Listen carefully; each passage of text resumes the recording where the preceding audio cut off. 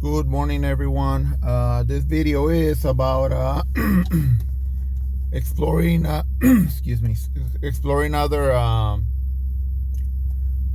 social media platforms. Other than YouTube and Twitter and Facebook.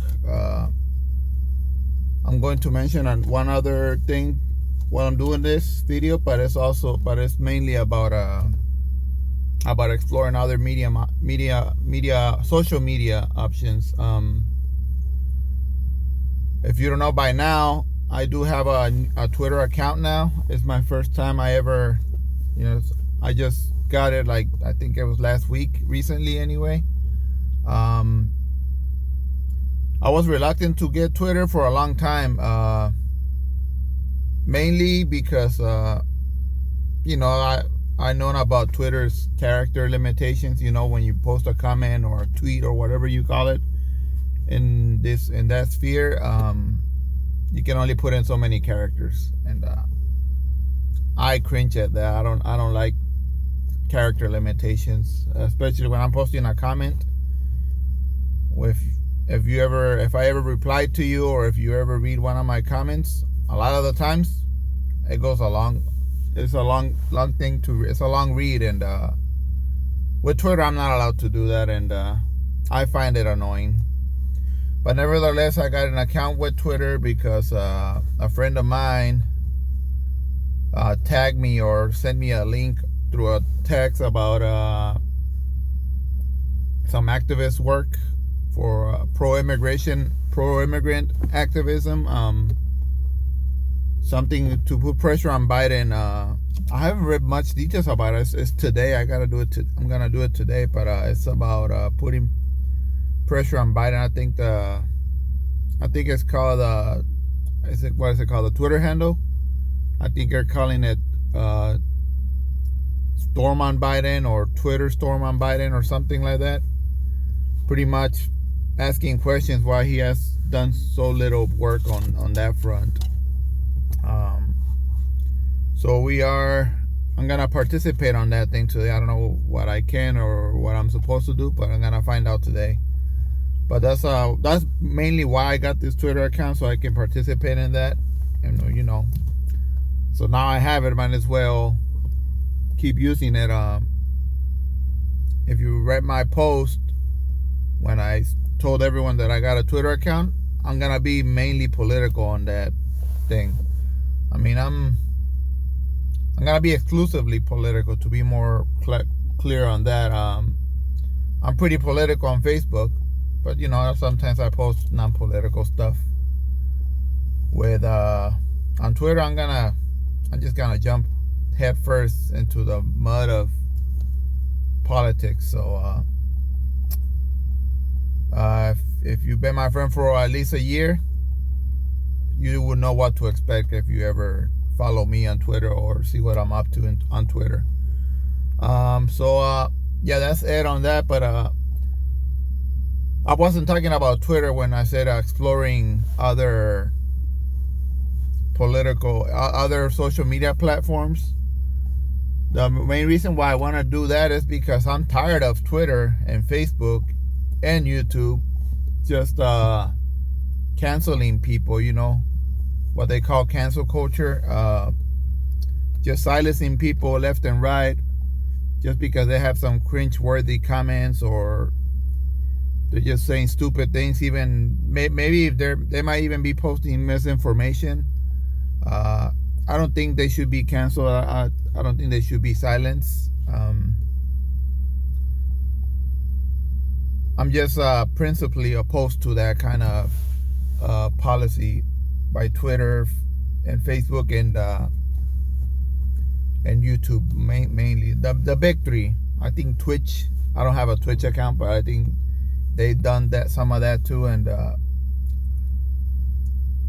why I oppose it? Because I think it's against free speech. It limits people's freedom to speak and freedom to express themselves, and so people that I think something should be done about it. Let me start with that. I I think our government should step in, and best idea I've heard so far is to turn them into public utilities or treat them like a public utility, because that way the government can step in and protect our First Amendment rights. And I think that would be the best approach. But others oppose it, and it's mostly people on my side of the political spectrum that are opposed to treating YouTube and Facebook and Twitter like public utilities, because right now, let's face it, the ones that are getting affected more are right-wingers, and your Marjorie Taylor Greens of the world, Trump guy, he's pretty much banned from Facebook and Twitter, I believe. And anti-vaxxers, like, I don't know, people who are kind of out there, that they get, it's pretty much prominent, like high profile right wingers that are getting silenced. You have to say it. They're being silenced by Facebook and Twitter.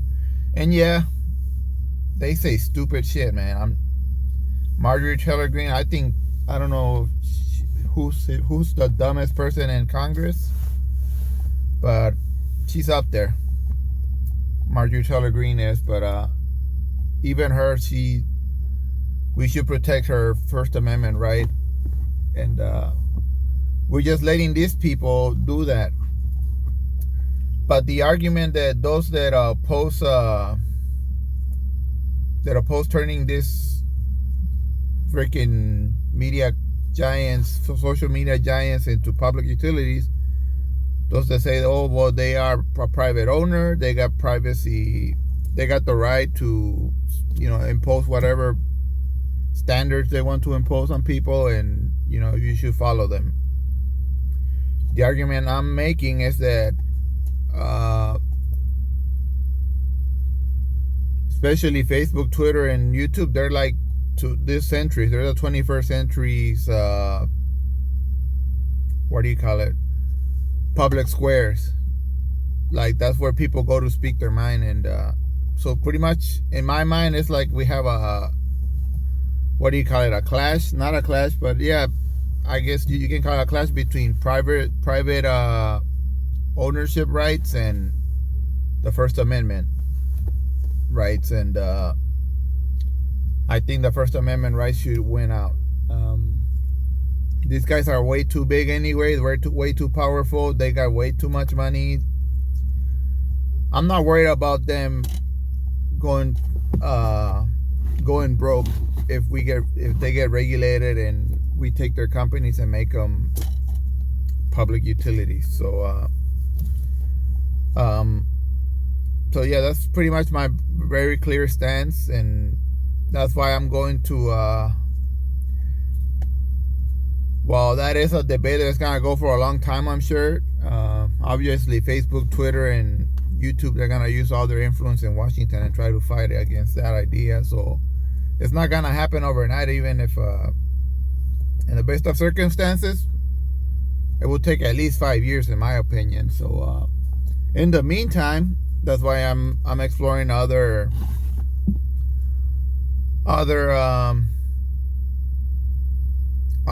platforms, just so we can at least take some power away from them, and take some power away from them so they're not that powerful, and there's other viable, make other social media platforms viable. I'm exploring to counter YouTube. I'm gonna explore Rumble. No one told me about Rumble. I just, I follow politics a lot, and I hear the name Rumble a lot. By the way, progressive left-wingers, I heard that some of them were offered, like a 6-figure contract or something to go with Rumble to post their content on Rumble, and they rejected it. They turned it down because Rumble is considered to be a right wing version of YouTube. It was made by right wingers, and on that principle, there's I'm sure Rumble is filled with a lot of right wing people, and it is what it is. I don't care. What I care about is that they are saying that they are pro letting people speak. They don't want to cancel anyone. They don't want to silence anyone. I don't know if they mean it, because they are a right-wing network, and pretty much the way I view right-wingers, especially Marjorie Taylor Greene and all them, they are complaining about cancel culture, but their definition of cancel culture is different from someone like me, I would say, because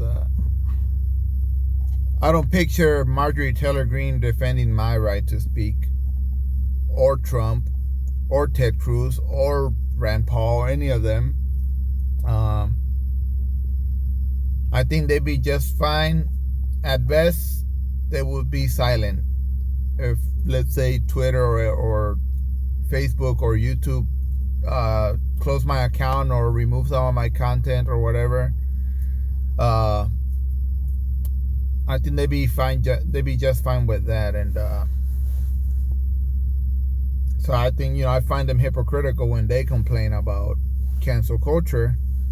They complain about, being silenced and all that, but they never say anything when it's a left winger that it happens to it. And I know right now, I said earlier that it's happening mostly to right wingers, or high profile ones, but it's happening to people on the left too, and they're not saying anything. Like I said, they don't defend them. So I'm gonna see if Rumble.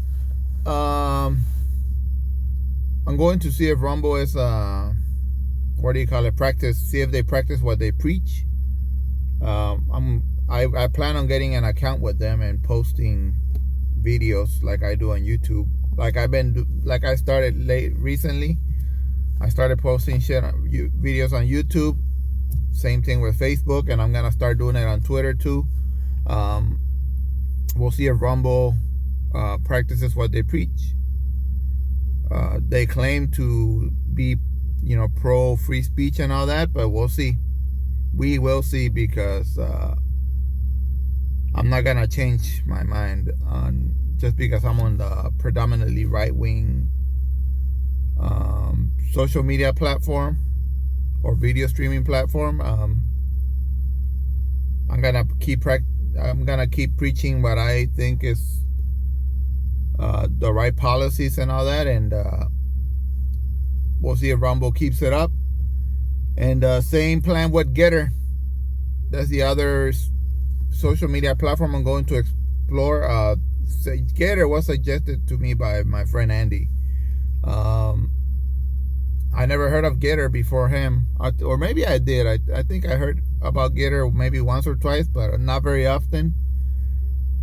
And I heard bad things, honestly, but I'm gonna give it a shot anyway. We'll see if they practice what they preach, because just like Rumble, they're saying they're for free speech, and they don't want to cancel anyone. But again, Getter is a predominantly right wing platform. I think most of the subscribers are right wing. I don't have any data on it and to give you exact numbers, but I'm pretty sure it's majority right wingers on that platform, and we'll see if they welcome a left winger. So I'm gonna get an account there too eventually and check it out, and keep you guys posted. See if they practice what they preach. They are. I think Joe Rogan got an account with them, and recently I think I heard Joe Rogan complaining about them. So we'll see. We will see. I don't think they mean it. That's my bottom line. But we will see. I don't care if, like I said, it's predominantly right-wing platform, and I'm gonna do my left-wing commentary and replies and all that, and I don't care what their subscribers do. They can tell me I'm an idiot or whatever. They just like I'm advocating for my right to speak, they should have the right to reply to whatever comment, and just call me an idiot, call me whatever you want, a moron or stupid lefty, a libtard, shit like that. That's fine with me. Just don't remove my content, don't cancel my material, and we'll be fine. And if they do, then I'll let you guys know, and let you guys know that they were full of shit.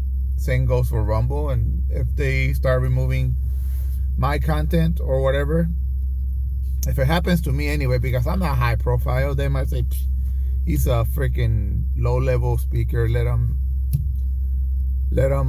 go and rant to the void, whatever. But if I know that it's happening to any left winger, then they're doing it to any left winger, then you'll know they're full of shit. They're not really for free speech. They just want to have the control they want to have control of the power to silence somebody else, and they don't really care about free speech. They just want to be able to protect their free speech while silencing the opposition. So that's what I suspect they're all about, but maybe I'm wrong. Maybe they really do mean it, and that'd be a great thing, honestly. But let me go back to this left wingers that I know about. I think Mike Figueredo, progressive left wingers, Mike Figueredo and David Doe. I don't know if anyone beyond them two turned down this six-figure contract with Rumble to be on their platforms and post their videos there. Again, out of principle, they rejected the thing. They rejected the offers, and I don't know if more left wingers got those offers. But bottom line, I think they should have taken the offers. I think they should have gone on and shit it. As long as they don't tell them don't speak your mind, as long as there's nothing on the contract, which I'm not privy to. I don't know if maybe in the contract it said, we'll give you this much, we'll give you $100,000, but you cannot spread your left-wing messages here. On a scenario like that, maybe I understand why they rejected it, but if that wasn't the case, I think they should have taken the deal, taken the damn money, and spread their left-wing message. I mean, that'd be great, man. Fucking, you're being exposed to a right-wing audience where you have a chance to maybe change a few minds, and a great chance of being called an idiot or a freaking socialist or shit like that. But whatever. You gotta have a thick skin if you're gonna be in that kind of environment. You're choosing to be in it, and let them call you socialist. And if you can change at least 2% out of that crowd, that's a gain. That's the way I look at it anyway. I think they should have taken the money and give it their best shot. Just, don't forget your principles and stick to them, and invest that money in more left-wing stuff, I guess, or however you want. So yeah, I think they made a mistake, and I think they should go on Rumble and get her. Why not? And see what happens there. But yeah, that's the bottom line. That's why I'm doing it. Hopefully Gator and them, hopefully they mean what they're saying. Hopefully they practice what they're preaching, and it'd be a good thing overall. Even if it's a majority right-wing platform, even if they are majority right-wing platforms, as long as they let everyone speak, even the small minority of left-wingers, everything's good, man. I think it's precious that we have the First Amendment right, and I think we should protect it at all costs. Really quick, I also commented on I made previous videos and I posted stuff on Afghanistan. I'm not gonna spend too much time on that. You already know, if you've been following it, you know that there's sanctions in that country and a lot of people are food insecure. Children under 5, they're dying from starvation, and it's mainly because of U.S. sanctions on it. $9.4 billion. There's I think it's organization or a website called Just Foreign Policy. They started a petition to put pressure on Biden or the 5 people that have control over that to reel it in, to improve conditions and let them have access to some of their assets. Find that petition. I haven't done it myself, but try to find it and try to make a difference. It's not right what's happening in Afghanistan, and we can make a big difference if we get the U.S. to at least to let them have access to remove those sanctions on Afghanistan, and that'd be a great thing. So stay tuned to that. Look for that petition. See you.